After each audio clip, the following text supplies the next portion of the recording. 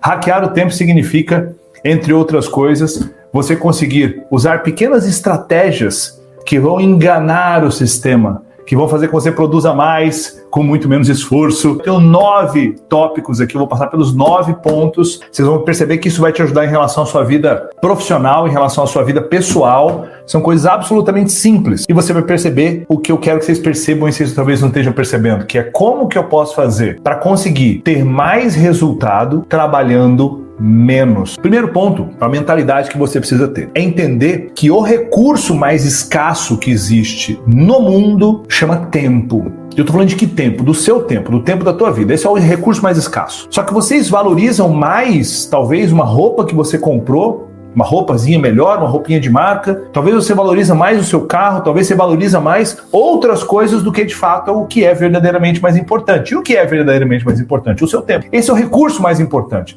Por isso, olhar para a gestão da sua vida. Você está falando de tempo ou de vida, Wendel? Você acha que são diferentes as coisas, meu amigo? A gestão do seu tempo, a gestão do que você faz de hora em hora, a gestão de onde está o teu foco, de onde está a tua atenção, de quais são os projetos que você está tocando, isso significa a gestão da sua vida. A gestão da sua vida. É isso, é simples. É exatamente isso. Desta forma, eu preciso que, se você quiser realmente construir uma vida abundante, uma vida épica, uma vida completamente fora da curva, você precisa olhar para onde você define a tua energia, quais são os seus projetos que você está focado, aonde você define onde é que você vai gastar 30 minutos, 40 minutos, 50 minutos, porque quando você bobeia, você pega o seu celular e passou uma hora do seu dia. Quando você menos espera, você se envolveu num projeto que não tinha nada a ver com a paçoca, não tinha nada a ver com teus valores mais profundos e nem com o teu V20, o que a gente fala de visão de 20 anos. Não tinha a ver com a tua visão de 20 anos, você passou ali 3, 4 anos naquele projeto, perdendo tempo ali, porque não tinha esse alinhamento. Então entenda, o recurso mais escasso de todos, mais valioso de todos, é um só, é o seu tempo. Vamos para o nosso segundo ponto,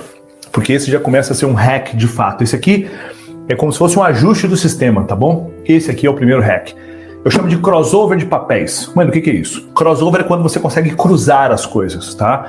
E o que são papéis? Você tem papéis na sua vida. Você tem seu papel como trabalhador, você tem seu papel em relação à sua saúde, você tem seu papel em relação a estudo, estudante. Você está estudando alguma coisa, se não está, você deveria estudar. Ah, mas eu saí da faculdade já. Ah, eu terminei ensino médio. Mas estudar outras coisas, meu amigo. Eu terminei faculdade de ensino médio há muito tempo, mas eu nunca paro de estudar. Eu tenho meu papel como estudante, meu papel em relação à minha saúde, meu papel em relação a dono de negócio, meu papel em relação a trabalhador do meu negócio, meu papel em relação à minha esposa, meu papel em relação à comunidade, sociedade. São vários papéis. E qual é a grande questão? Quando a gente começa a pensar assim, beleza, eu tenho vários papéis, e você começa a pensar em gerenciar todos esses papéis ao longo de um dia, fica impossível. O planejamento ele não pode ser diário. É uma burrice fazer um planejamento diário. É míope, é amador.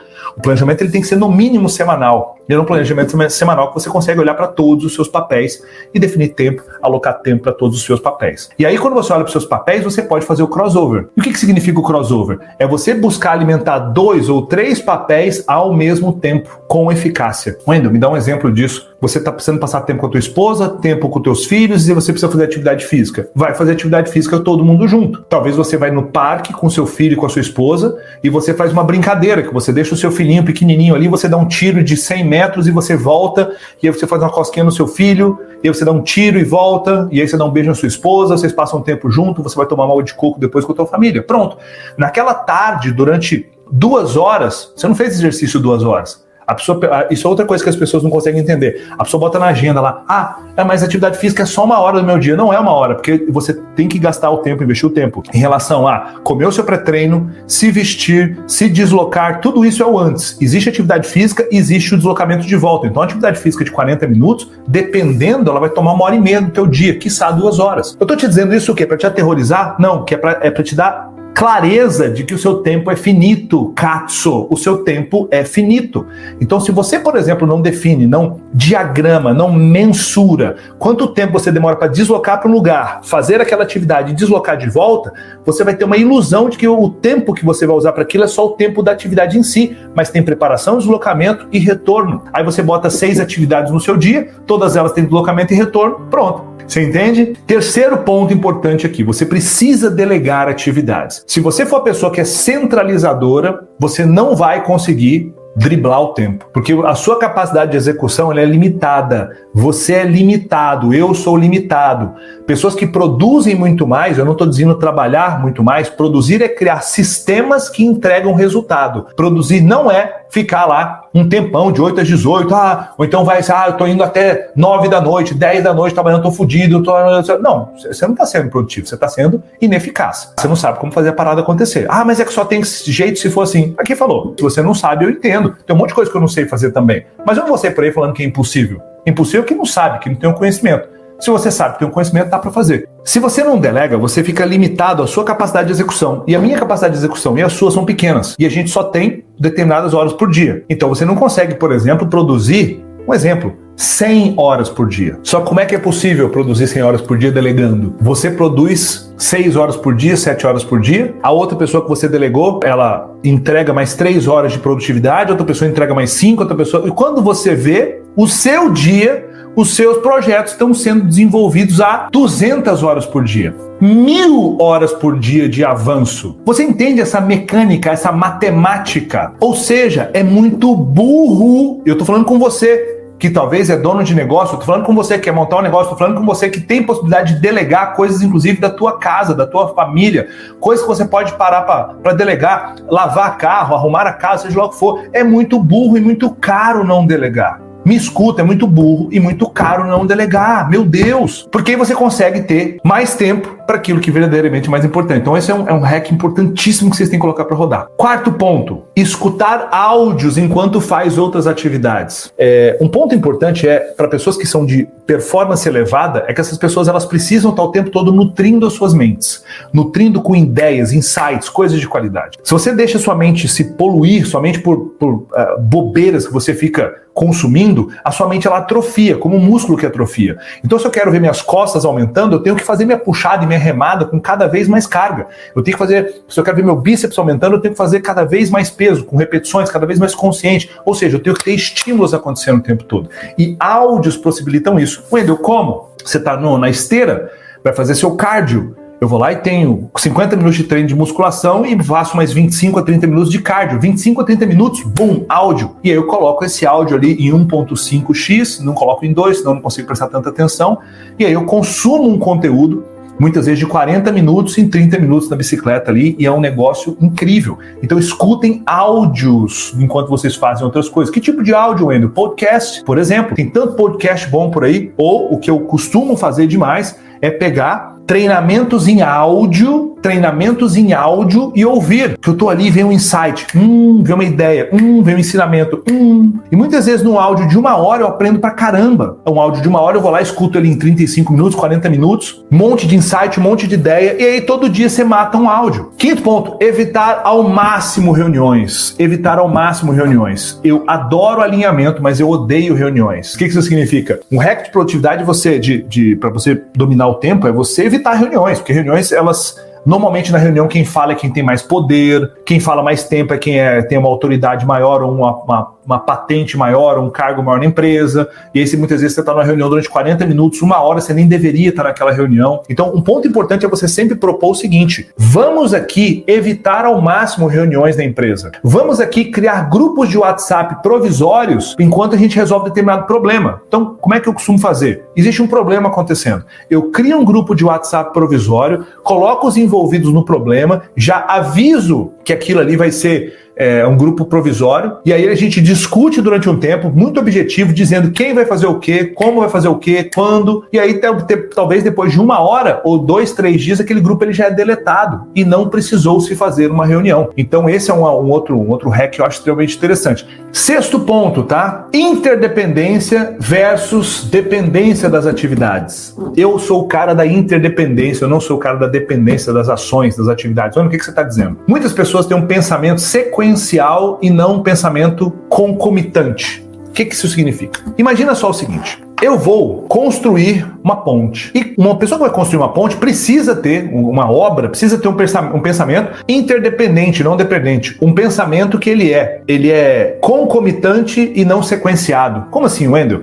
Se eu tenho um pensamento sequenciado, e não concomitante, o que isso significa? Que eu vou primeiro chegar lá e eu vou fechar com o pessoal que vai fazer a terraplanagem no terreno. Quando o pessoal terminar a terraplanagem, eu falo obrigado, aí agora eu vou procurar as pessoas que vão começar a fazer a fundação da casa. Eu vou fechar os contratos com o pessoal da fundação da casa, eles vêm fazer. Quando terminou, aí eu perco ali 1-2 semanas encontrando as pessoas que vão fazer, você entende? Eu vou fazendo as coisas só por etapas, sendo que eu posso fazer as coisas de forma concomitante. Um exemplo disso. Você precisa, ao pensar num projeto, pensar que as coisas têm que ser interdependentes. É como se você falasse, eu preciso disso, porque daqui 10 dias eu preciso que isso aqui seja realizado.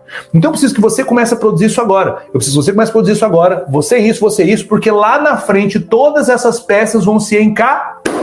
Isso é interdependência. 7º ponto, que vai além de delegar, tá? O 7º ponto é, você precisa formar líderes. Se você tem um time, ou está pensando em montar um time, você precisa formar líderes, porque uma regra que deveria ser na tua vida é o seguinte, eu vou criar um negócio que ele precisa rodar sem depender tanto de mim. E mais pra frente, eu preciso criar um negócio que rode sem depender nada de mim. Então, só existe um caminho para você fazer isso, tá? E esse caminho é criar lideranças, formar lideranças, definir quem são os líderes, recrutar esses líderes, formar esses líderes e fazer com que esses líderes carreguem a cultura da empresa. Porque desta forma você consegue fazer aquele organismo vivo seguir sem dragar todos vocês. 8ª, essencialismo. O que é isso, né? É você olhar para todas as atividades que você pode fazer na sua vida, para todos os projetos que você pode tocar na sua vida e você escolher aqueles que são cruciais para a sua vida. Os mais importantes. O que verdadeiramente é crucial.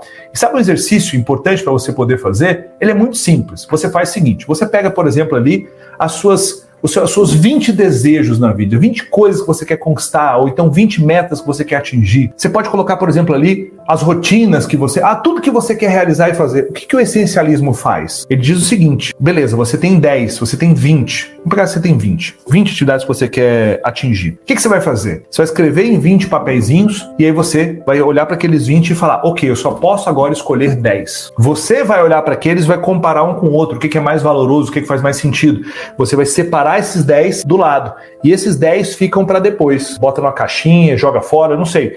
Você olha para esses 10, aí vem a pergunta, desses 10, quais são os 5 mais importantes, porque os outros não são que verdadeiramente tocam o teu coração. Aí você vai lá e você vai jogar 5 fora e vai ficar só com 5. Ao mesmo tempo, te dá 2 sentimentos. Um sentimento de, que ruim isso, mas outro sentimento é, cara, que clareza que eu nunca tive na minha vida. Meu Deus do céu. Aí você olha para esses 5 e você fala, quais são os 3 mais importantes? E você descarta 2 e fica só com os 3. Quando você definir quais são os 3, você vai falar qual é o primeiro, o segundo e o terceiro em importância. E quando você faz isso, você tem um nível bizarro de clareza do que é que vem primeiro. Um nível bizarro de clareza do que é que tem que ser feito. E o nono é o quê? Abusar de Pareto. O que é Pareto? Existe um matemático italiano chamado Vilfredo Pareto, e ele fazia conta de tudo, como todo bom matemático maluco, e ele queria descobrir, por exemplo, onde é que estava dividida a fortuna da Itália. E ele descobriu o seguinte, que 20% das famílias italianas detinham 80% do dinheiro do país. Ou seja, uma parte pequena tem a maior parte do resultado. E ele começou a perceber que esse fenômeno de 20% de